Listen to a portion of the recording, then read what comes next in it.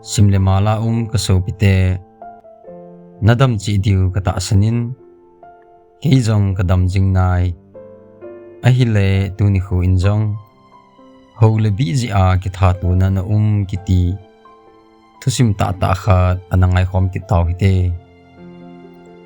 1993 kum in Syria gamsungin al-ataf kiti khupilin ta khat anaume khupi sungchu muslim te tam na hi jein hodang hon thu anei zo povin ke khom na ding mun jing cha jong nei lovin aumovin hiti chun gan theite in akhosawin hi muslim tam na hi jein tisan su kiti ho atamin acheng kho mi pi te din lungmun na alasam the ajinge phalin khu achal chalin alataf kopi sungin kihial na lin ta khat alung tai kopi sunga sipai jalam kailin pen Muhammad Abu in miyusin anupno holibi azui theina divin thupi enijin Christine Sakho ahung ping do tai kopi sunga wai homlin pian pa thupi ahijin koiman ima seipun inla Muslim kiloi khom al-abulon kitihon Christine Sakho kopi sunga ahung pin do ahet pharwin asum silun lunggel phalo ahin gyal pantawe al-abulon kiloi khom na alam kai meta li le khan ajaraf in Muslim khang tha phe hui khom in Christian te chunga khan si na pat ding ati hantai Muslim akun Christian Sakho alud anini ni ki Beijing tan hile somlo ka in Muslim te noi chenin tawin hi Muslim country hin koiman Muslim Sakho suke thei puntin Muslim mi hiya Christian Sakho alud le mi pil a khaili a din al-abulon lam kai tenin gamsung in alin lal hot hu jang lalovin thupi ani honta na hi hichi thupi ja phajau si alungim tawin adi a muslima kun christiana convert ki bolnom hodin tija na lin pen chu alut khatai Muhammad Abu in tuki thang chu azan metna di le khan jaraf gi na nei tan hi hinla ki gi na thacheng chu al-abulon lam kai te ni din kitil nan apang bemin chuphanin al-abulon lam kai te nin Syria gamsunga meithal ki sem na lin pen khat akeu pi hontan hiti chun automatic rifle zakhat achohanin mission pat theina din al-abulon sunga khangtha thuzo je ho chu aku khom hanin akihan la tawin hi al-ataf kopi sunga josi lungim in akhustawin al-abulon kiloi khom ho lungyal phatlo jin al-ataf kopi chuni dang lai abang tapun kitha ki manna kopi hong soding ehetawin adi in Christian hodin tijat le jingtai al-abulon hon kopi sunga Christian lam kai ho thamasat pendin thelu na simwin hiti chun Christian lam kai ho target hitawe al-ataf kopi lailung in hamjas bab le ain sungmi te jong khosa hiwin ama hi Christian hin sipai jalam kai khat jong hi hamjas bab hin al-ataf kopi sunga western lang si hi ama command no ya hin amo po na litji in suti jong dei bang in amo zo pon ako tapin kum khat lel khat hobe hi suti enejin aphatam jo chu gamsung ven bitnan enejin hi hamjas bab jong suti chi khalo hi phanin suti kila a in langa aji cha te to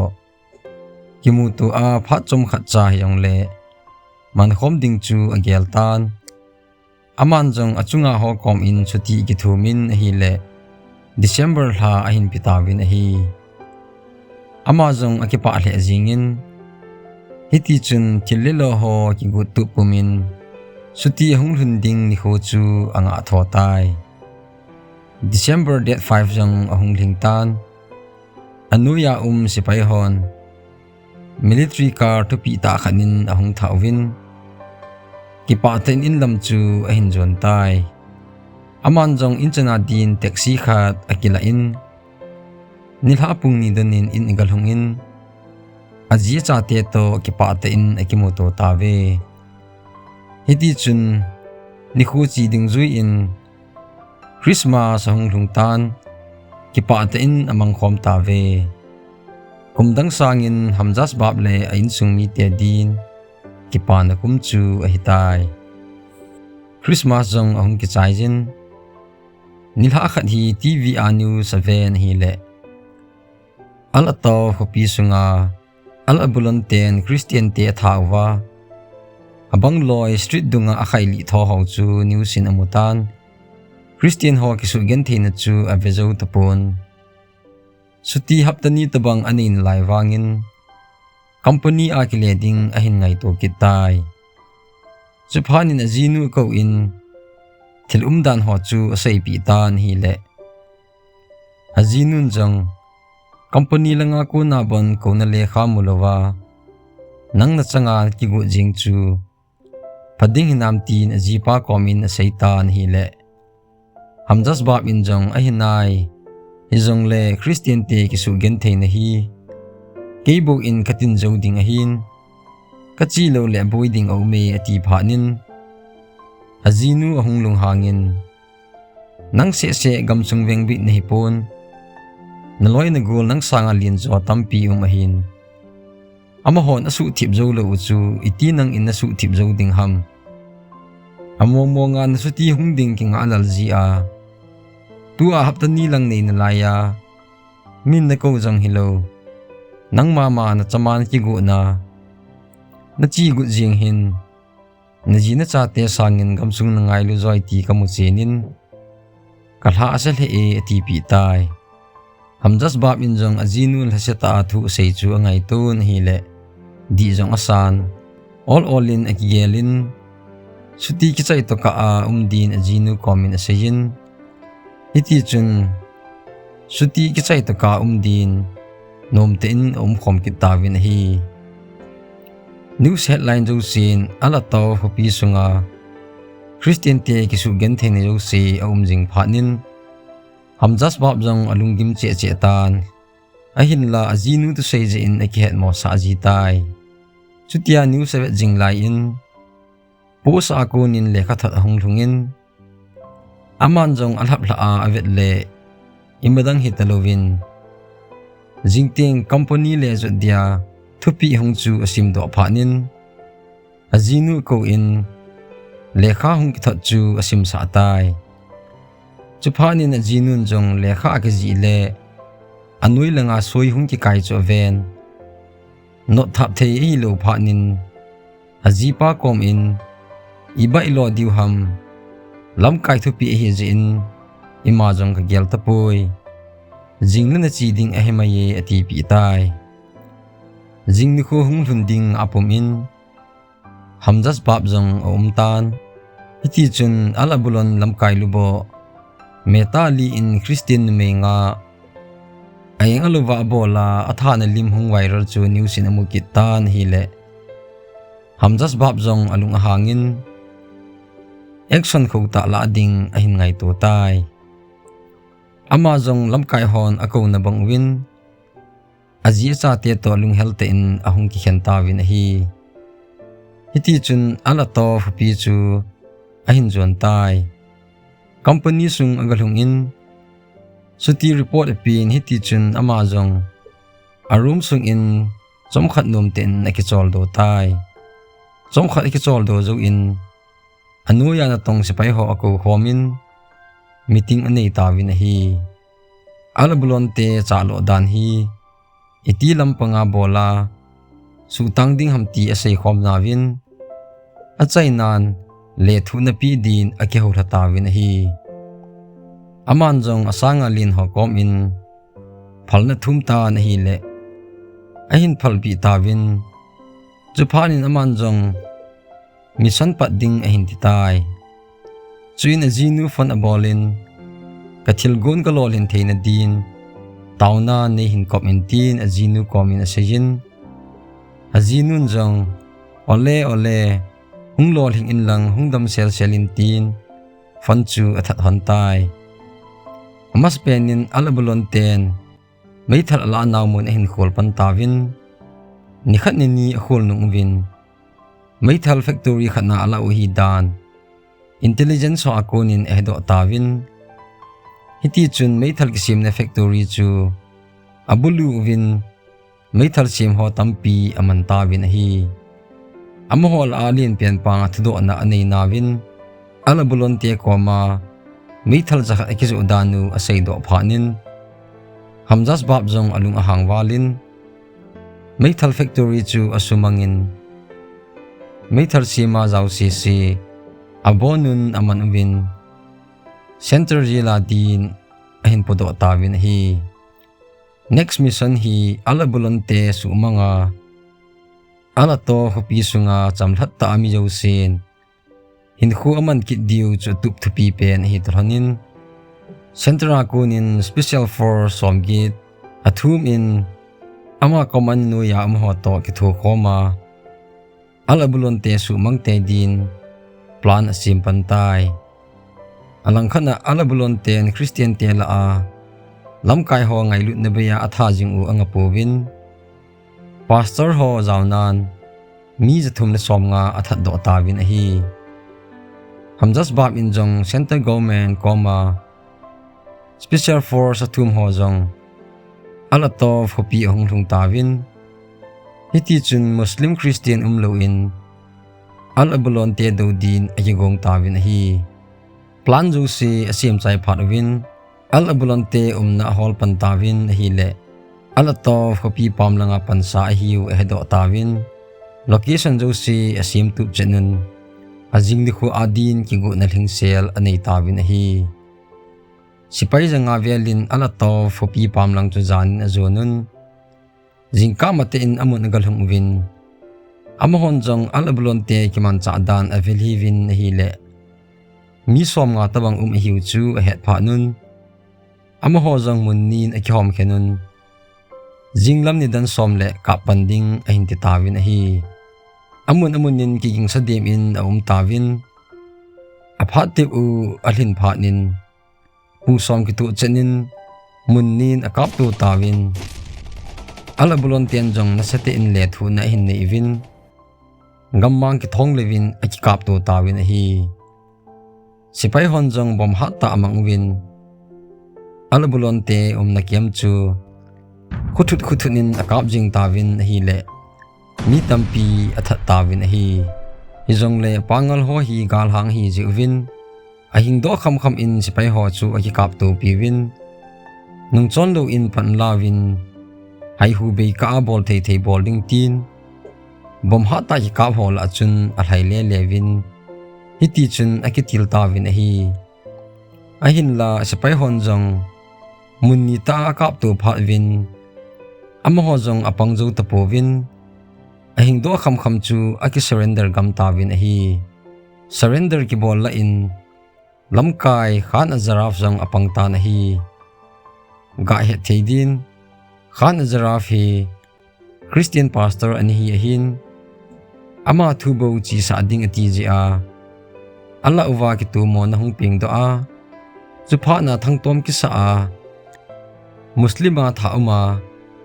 meta li to ki thu hana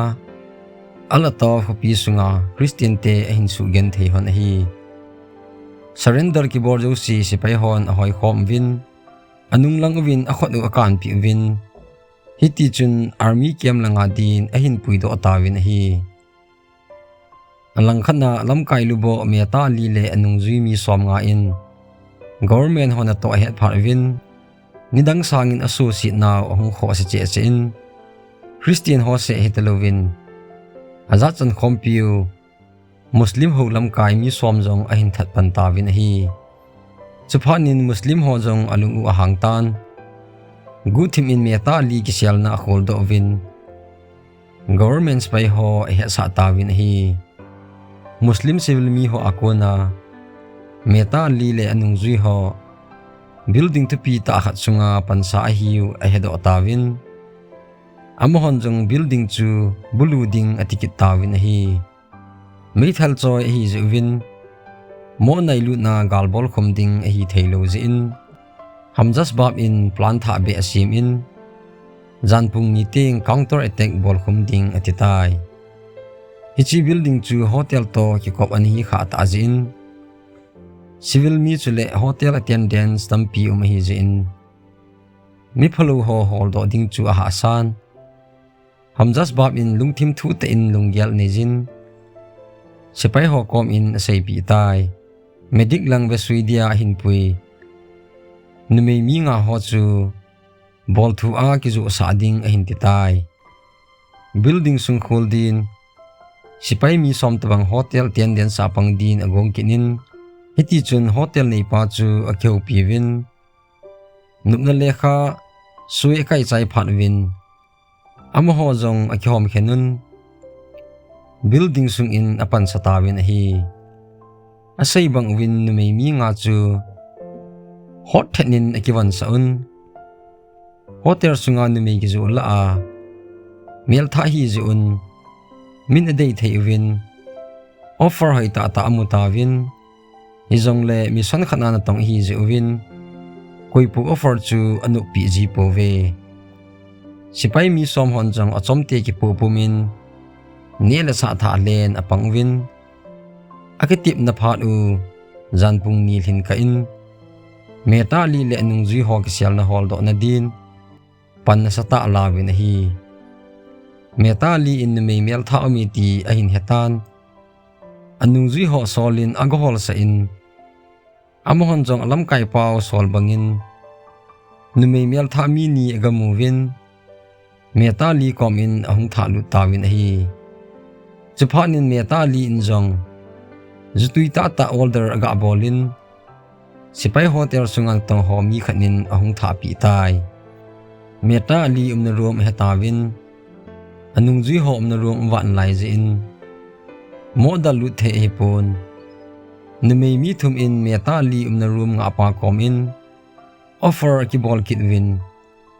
hiti chun room kot nga pan aloi ho fon ga bolin nume hai ta ta mi thum o me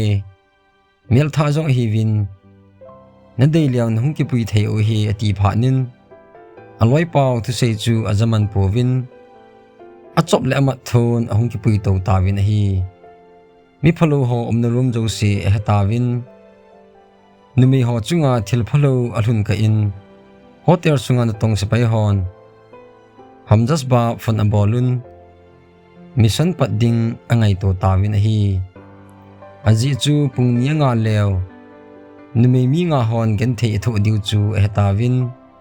aphat pu pu a chalo ding a hin te tawe chuphanin hamjas ba min jong sipai jo si thu apin hotel ni pa komin mi yo si thim din thu pi nei sa in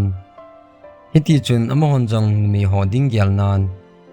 mission chu pat ding a hin te tawin hi meta li le anung zui ho hi third floor a pansa hi win agijan na khat chu achung langwa koi ma sa lo hi numi hon jong bol thailo sa san zu donun loi hon